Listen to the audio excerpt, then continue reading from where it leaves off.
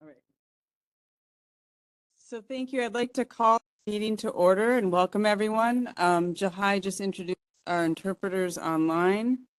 And welcome to our members of the public, our CCRB staff, and my colleagues here on the board. I'm Shireen Crawford, the mayoral appointee to the CCRB and interim chair. On my left is Jonathan Darsh, our executive director of the CCRB.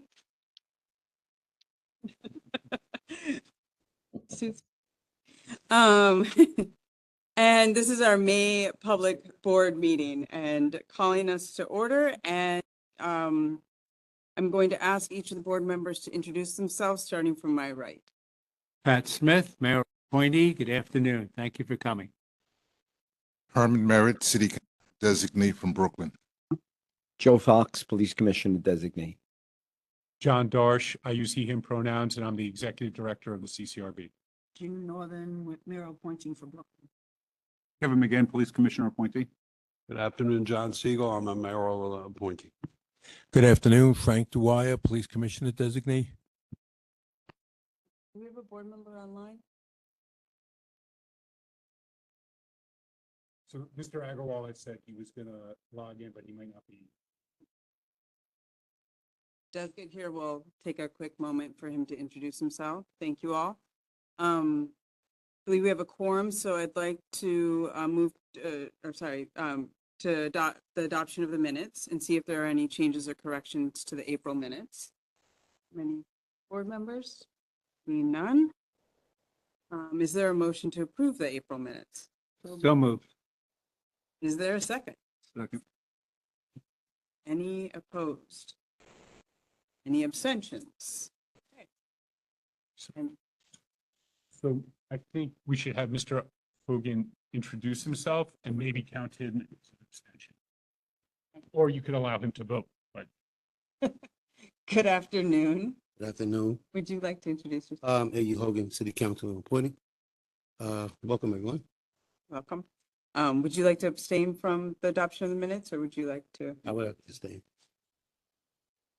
So from there, the minutes are approved. And again, good afternoon. I want to thank everyone for being here in person and online. As many of you may know, May is Mental Health Awareness Month, a time to show support to those who struggle with their own mental health, as well as a time to destigmatize efforts to seek help ourselves when we may need it. This year, I've had the opportunity to reflect on the breadth of issues that all intersect in some way or another with mental health. For example, substance abuse, the criminal justice system, homelessness, even the cost of living.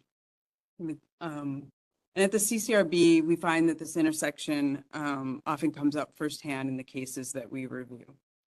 It's no secret that mental health is involved in these cases, and that there are times when people are experiencing mental distress.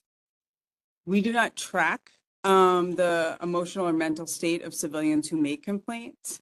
The agency does, though, estimate that of the fully investigated cases in 2025, 330 cases involved emotionally distressed people. So this is roughly 15% of our fully investigated cases last year. That's the lowest percent in 5 years, peaking in 2023 at roughly around 19%. But this still represents a significant portion of the complaints we investigate. How our society chooses to care for those who are experiencing mental health crisis is a decision that impacts us all. To that end, Mayor Mondami recently appointed Dr. Aisha Delaney Brumsey as the commissioner of the new Office of Community Safety.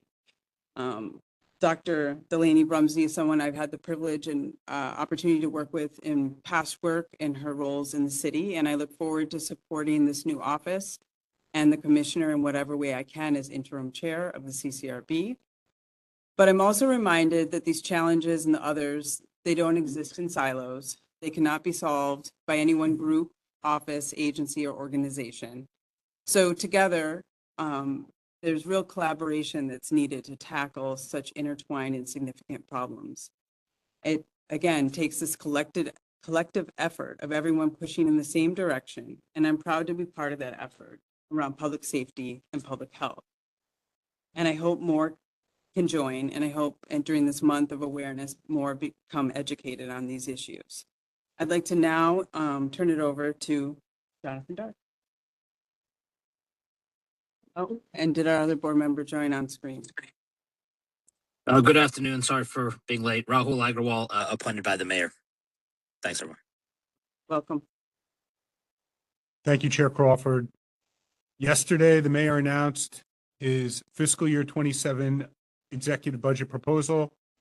I'm pleased to say this proposal increases the agency's overall headcount, but crucially, it also provides new funding for us to hire up to that headcount, roughly an additional $3.3 million per year. I wish to thank the mayor and his team for their recognition of this agency's important work. I want to note that May is also Asian American and Pacific Islander Heritage Month, a time to celebrate the many different cultures that are part of this broad and inclusive identity. Our AAPI affinity group here at CCRB does excellent work highlighting these cultures and providing a space for connection and community. I also wish to reflect on the chair's statements about the importance of mental health, as well as the opportunity that Mental Health Awareness Month provides. In recent years, the CCRB took important steps to integrate self-care and trauma-informed practices throughout our agency, both for staff and members of the public. Our staff spent time this past year reviewing trainings, exploring resources, and conducting group discussions on key topics like burnout, fatigue, and leadership. I learned a lot from these efforts, as I too sometimes struggle with these issues. I want to thank my colleagues who support me in this process, and I hope they feel my support in return. As executive director, I'm not only responsible for the work of this agency, but also for the well-being of its staff.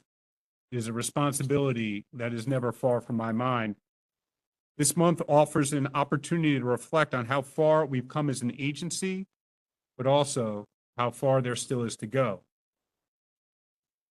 As a reminder, our office is open for walk-in complaints, but it is also possible to file complaints online at nyc.gov/CCRB complaint, by telephone at 1-800-341-2272, or by calling 311, or by tagging the agency on Twitter, Facebook, and Instagram.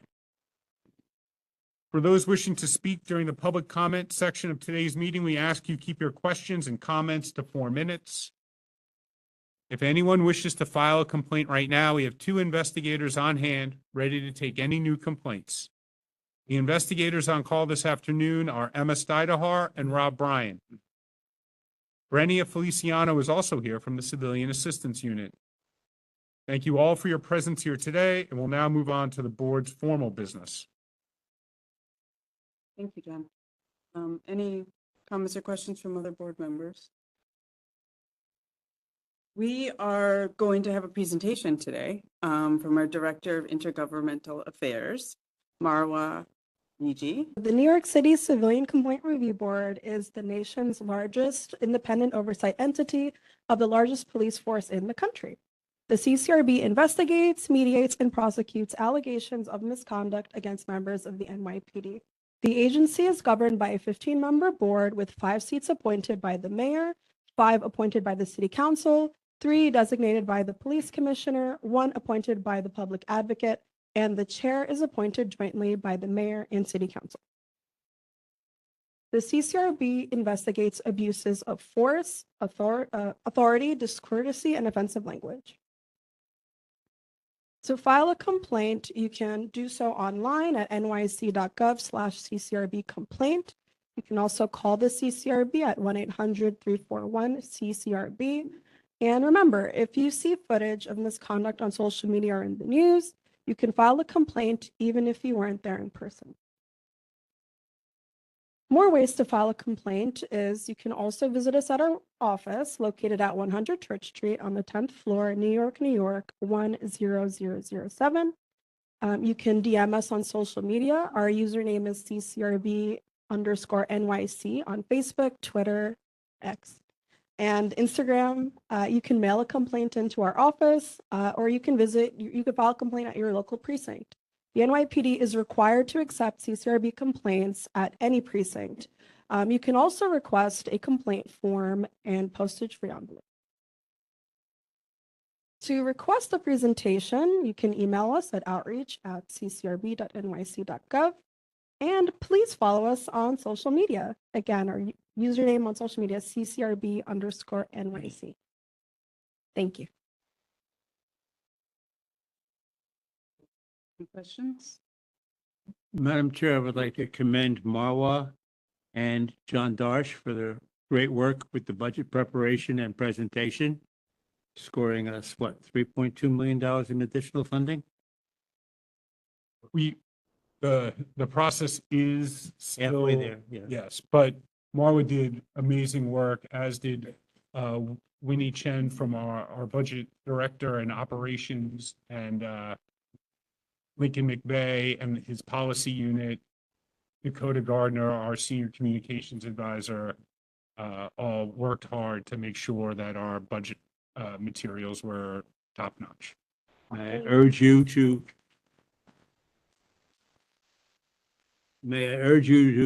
keep up the effort as you press for the city council to join the mayor in that allocation. Thank you. Great work, all. Any questions on the presentation? All right.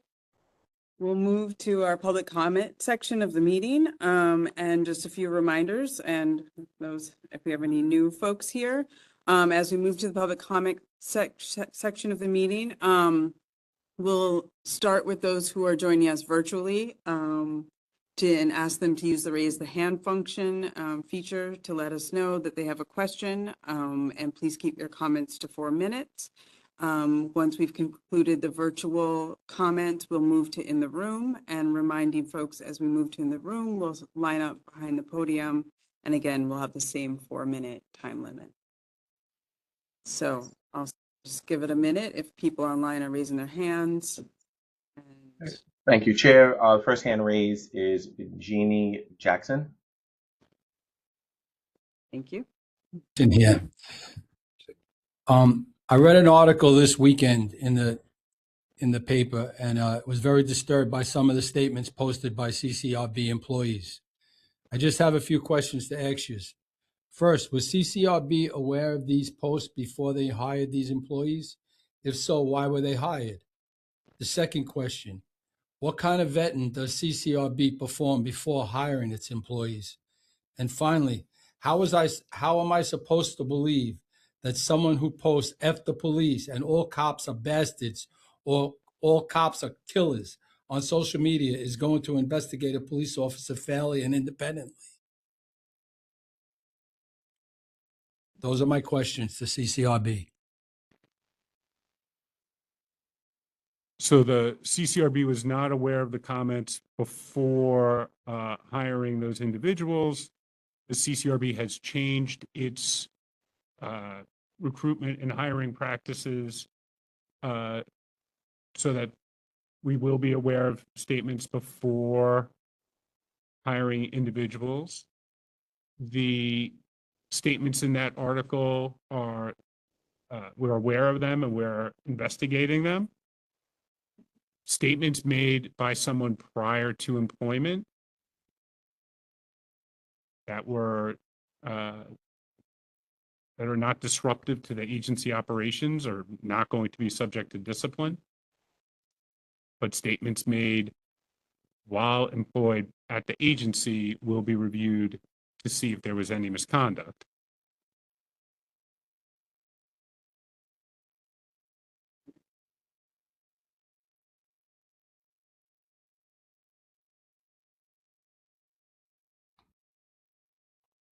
Final question. So just one more time, can I ask this again? And how am I supposed to believe that someone says "F the police" and "all cops are bastards" and "cop killers" on social media is going to investigate police officers fairly and independently? How about the answer to that question? So They're still there, right? the CCRB's process ensures that no one person makes a determination. And if you look at the facts of the cases and the record of this agency, you can see that we fairly and independently evaluate every allegation of misconduct that goes before the board. And that is why you should have faith in this system. In the same way that there are cops who commit misconduct, and I still have faith in the public safety system and the NYPD. That's how, sir.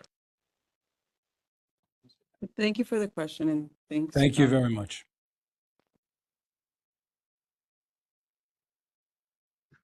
Okay, we had a hand raised, but they put it back down. So if we could give it a moment just in case they reconsider. Perfect.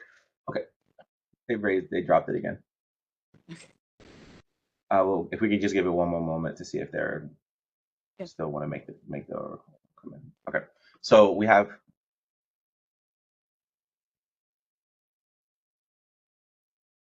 Net Yand Bahim Sane has hand raised. Has their hand raised? If we could elevate them. Now they put it down again.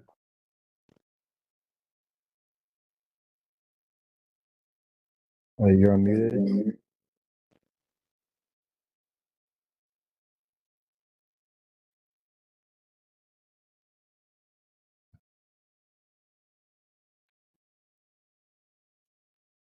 Okay, so they may have raised their hands incidentally, so we can close. There's no other hands raised. We can close this session, the online comment session. Thank you, Jahai. Appreciate that. Okay, so we'll move to comments in the room. If there are any members of the public, please line up at the podium and remind folks of the 4-minute time limit. Good afternoon, everyone. Can you hear me? Yes. Okay, great. Executive Director, at the last month's board meeting, you stated that Mr. Khan's has been determined to be a safety threat to the people who attend the board meeting. So let's be clear. Who exactly determined that Mr. Khan's is a threat to the people attending these meetings? Mr. Khan's does not know the members of the public attending these meetings. He only knows the board members. In fact, after you made that statement and the meeting ended, several board members came outside and spoke directly with Mr. Khan's, including you. 3 board members and 1 staff member stated to him that they personally do not feel threatened. 2 of those board members also stated that this matter is no longer up to the agency, but it's now up to SL Green Management. So again, Mr. Executive Director, to be crystal clear, who exactly determined that Mr. Khan's is a safety threat? Thank you. I reviewed the recommendation given by the security team here at the CCRB and my Deputy Executive Director for Administration, and I determined that Mr. Constantino is a, so I was the one who made the decision. I don't want to discuss it in public because while I understand you are associated with him, I don't think it's appropriate to discuss the board. All right, that's it? Yeah. That's your answer. Mr. Khan's is outside in case any board members would like to speak to him once again when you leave. So anyone, he'll be outside. That's all. Just to speak calmly. Thank you. That's all. Thank you. Anything else? That's all. Thank you.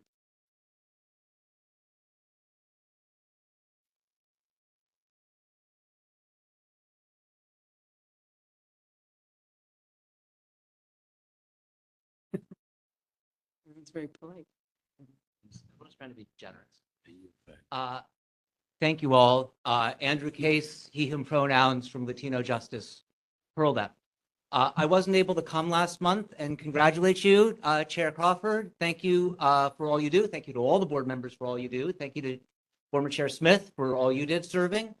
I am always greatly impressed by the dedication and the work of the board members here, and plus my next door neighbor who works with you speaks very highly of you. So I am glad to see you chairing this board. I want to speak firstly about the comments we just heard about an article. I didn't even hear about this, about CCRB staff members apparently posting things on social media. Just by refreshing you all as to what cops have done on their non-work time and claimed it was protected by the First Amendment. In 1998, on Broad Channel, Queens, one cop and two firefighters put on blackface in a Labor Day float, mimicking and mocking the death of a black man being dragged by the back of a truck in Texas.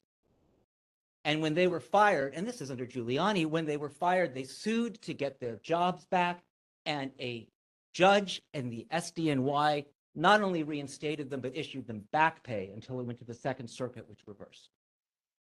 So the extent to which people have First Amendment rights when they're outside of the job, and that should not be a factor in their job performance, is pretty strong, and something that the NYPD, and I read the rant for years, is aware of.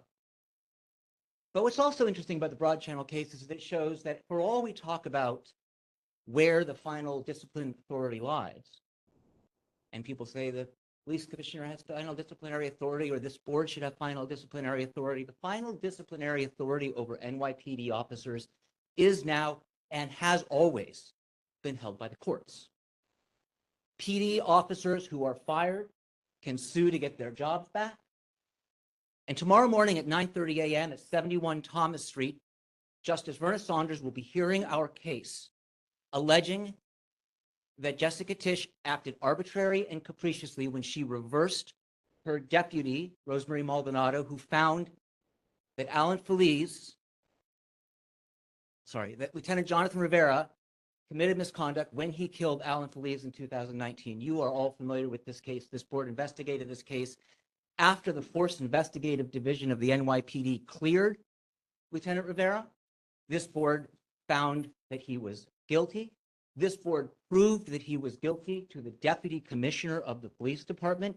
Imagine that. Just think about what that says about the Force Investigative Division, that they can dismiss a case and then that evidence can be presented at a trial, and the deputy commissioner can find that the officer was lying and that the officer should be fired.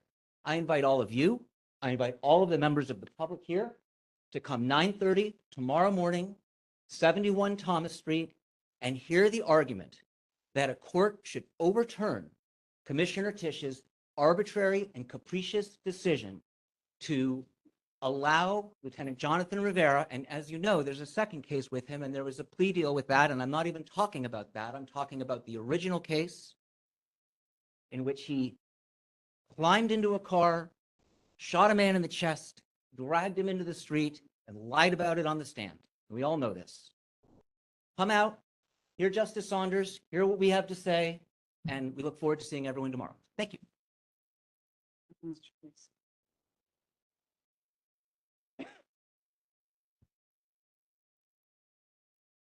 Thank you.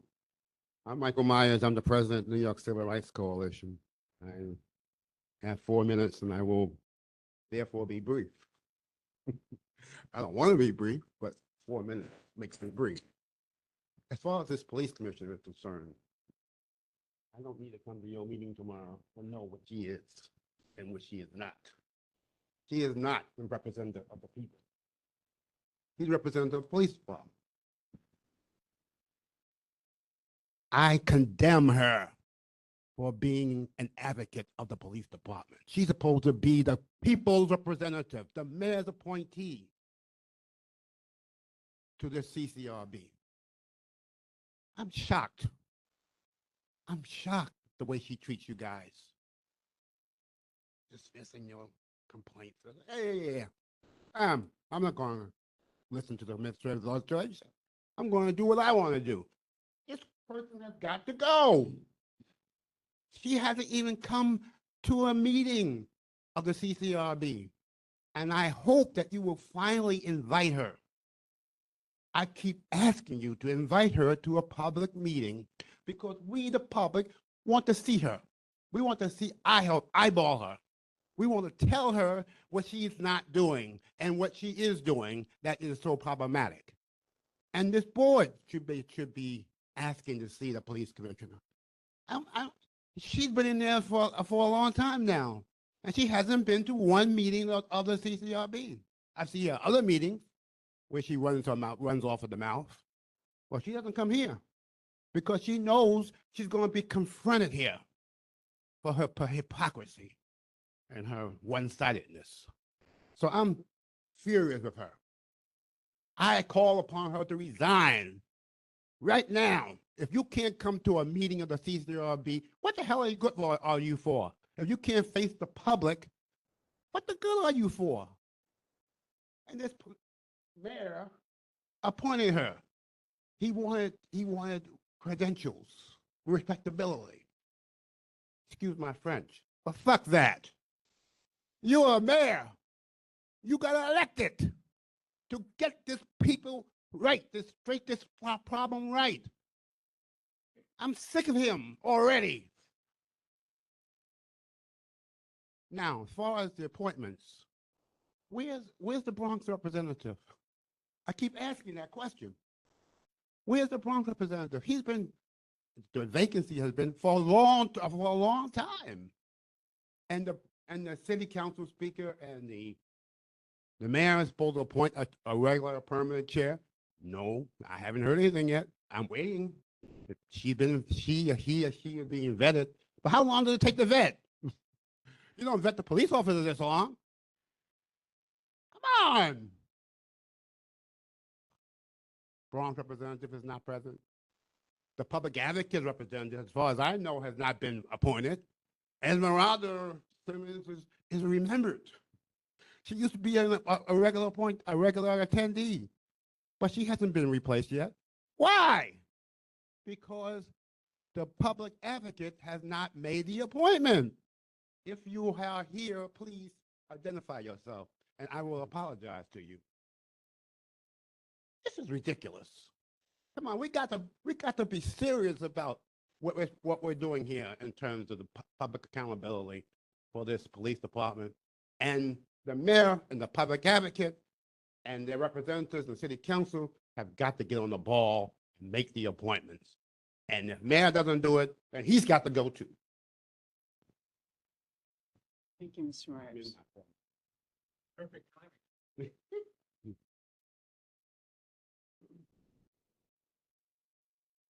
Any other comments? Seeing none, we'll move to old business. Do we have any old business to come before the board? Hearing none, I'll ask if there's any new business. None. Okay. We're now going to break into executive session. The agenda for the executive session is the executive director will discuss pending personnel actions. The general counsel will provide updates regarding pending litigation. And I'll ask, is there a motion to adjourn to executive session? Can I have a second? Second. We will adjourn the meeting and move to executive session. Thank you all.